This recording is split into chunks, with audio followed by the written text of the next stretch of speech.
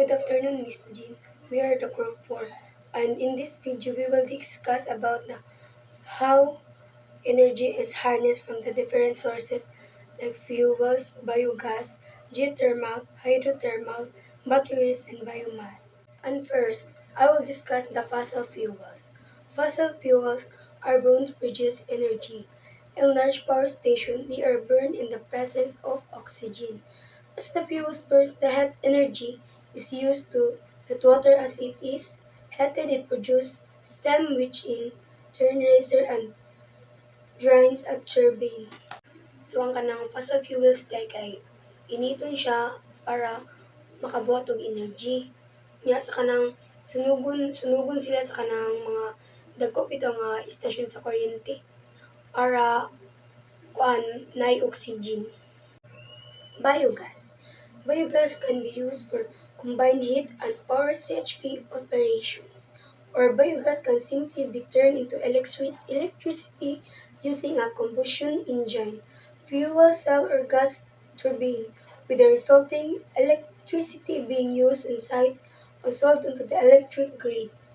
Pwede siya gamiton sa kanang gi-combine nga kainit o kanang power station. Nya kanang ang biogas pod is pwede siya mahimong kuryente gamit ang kanang combustion engine, fuel cells, or etc. O siya basta kanang nagkuha siya sa electricity or kanang mga gas. Batteries is coupled to an external circuit. Electrons move through the circuit while simultaneous ions, atoms, or molecules with an electric charge move the electrolyte in a rechargeable battery. Electrons and ions can move either direction through the circuit. Ang batteries kay kanang silbi siyang nagka-combine or siyang sa mao'y nagka-couple sa kanang internal circuit to electrons then silbi while the simultaneous ions is atoms or molecules with an electric charger. So ang kaning atoms of molecules kay kanang with kuan gid siya kanang with electric charger, dapat electric siya nga kanang charger siya or basta na din ang kaning electricity is in a rechargeable battery, rechargeable. So dapat kanang silbi na siya sa dapat battery gid siya, battery niya. then then the electrons and ions can move either direction through the circuit. Ang electrons and ions is makamove siya either sa direction siya makamove kanang sa direction gid sakto nga direction siya makamove ang electrons of ions. So ang biomass can be turned to create heat direct or process into biofuel. Indirect, different types of energy are created to several ways such as direct fairing, co-fairing,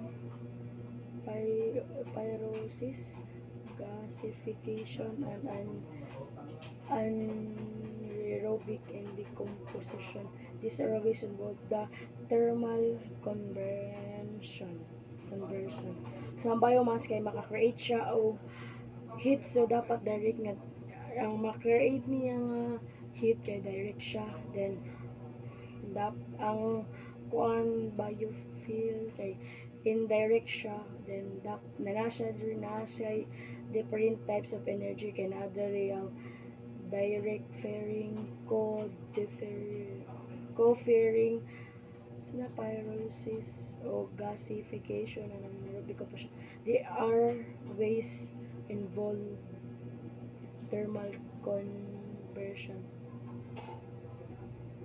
Guys, I am Michaela Jean Vasquez and this is my reporting. Geothermal. Power plants use steam to produce electricity. The steam comes from the reservoirs of hot water found a few miles or more below the Earth's surface. The steam rotates a turbine that activates a generator, which produces electricity. Geothermal daw kay kanang kainit nga nasa ilawom sa tubig. From the word geo, earth, then kanang nagproduce pud na siya og electricity. Hydrothermal.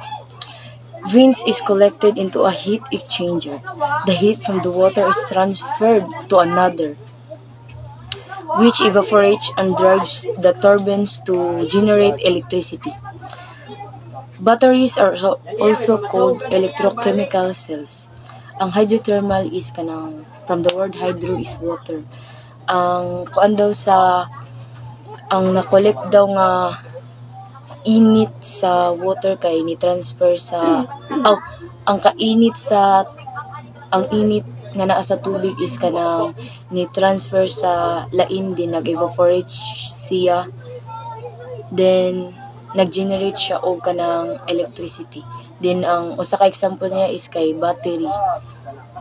Gitawag pud na ang battery og electrochemical cells.